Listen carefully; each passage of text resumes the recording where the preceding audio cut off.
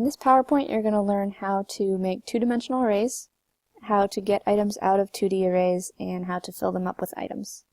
So we're going to start with comparing them to one-dimensional arrays. So a one-dimensional array is just a list. That's what we've been doing so far. It's just a list of numbers. As you can probably guess, a two-dimensional array has, instead of just one row of numbers, it also has columns. So you can think of it like a table. We have rows and columns to store values. This comes in handy a lot. We're going to be using it for the picture lab because we're going to be looking at a picture pixel by pixel, which you can think of each pixel as being one spot in a table. So the first thing we have to know how to do is declare a 2D array. It's going to look very similar to a one-dimensional array. So before we were saying int bracket bracket, and then we'd say the name of the array. Now we have two sets of brackets. That's how we know that it's two-dimensional. Then we say equals new, and then before we would just say int bracket 5 or int bracket 6 if we wanted there to be 6 items. Now we have to give two different numbers. So in this example, it's a two-dimensional array that has 5 rows and 10 columns. So the first number here gives you the number of rows. This number is the number of columns, and you have to remember that rows always comes first. So that's how you declare. It should look very similar to the one-dimensional arrays. So then if we're getting an item out of an array, if we said table at 0, 1, you can kind of read that as like a coordinate 0, 1. That would be the item in the 0 row, which is this first row, and column 1. So this is column 0, this would be column 1. So here's the item at 0, 1. So you have to remember that rows are horizontal, columns are vertical, and then remember that they both start at 0, not 1.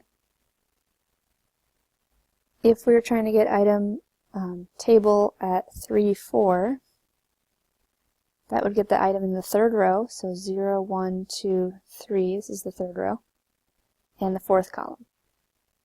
0, 1, 2, 3, 4. So that's this item right here. And if you did table at 9, 4, this would cause an error. It would be an out-of-bounds error because there isn't a 9th row. So just like the one-dimensional arrays. To get the lengths, this should look familiar. If you do table.length, that's going to give you the number of rows. If you do table at 0.length, that gives you the number of columns. And actually you can put any number in there, but 0 is the first row, so it makes sense to just do table at 0.length. So now the last thing we'll talk about is how to fill the array with, we're going to talk about filling it with strings. But you can fill an array with ints or doubles or car objects or student objects or whatever you want. We're going to need a nested for loop to fill the array. So to start with, we'll make an array called table. You can tell it's two-dimensional because it's got two sets of brackets, and you can tell it's going to be filled with strings because we said string right here. And now the first thing we'll do is make a for loop for the rows. So this is a good way to make the for loop. We're going to call this variable row instead of I because row is more descriptive than just a letter.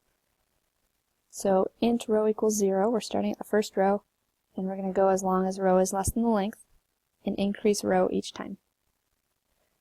Then within that for loop we need a second for loop. This one will be for the columns. So we're going to make another variable called col, or column. We're starting at column equals 0 and going for the number of columns that there are. Then inside both of those for loops we can set a value. So we'll just do table at row column equals and whatever the user types in. So let's just talk through how that would work. Here's our array. The first time through this outer for loop, row is 0. So we're looking at this row. Now we go to the inner for loop and we're going to run through this for loop until it's done. So the first time through column is 0, so we're looking at this spot right here. And that item gets filled. Then we keep increasing column, so now we would put an item right here. Then we go to this column, then this column, then this column, and then that for loop is done because we went through all the columns. So now that this for loop is done, we go back up to the original for loop and increment that. So now we're on this row 1, the second row, and we go back to the inner for loop. And we're on column 0, column 1, column 2, 3, and 4. And then that for loop is done, and we go back to the beginning. So this is a really common algorithm. You're going to see it a lot anytime you're filling up an array with items. You'll see a for loop for rows and then a for loop for columns.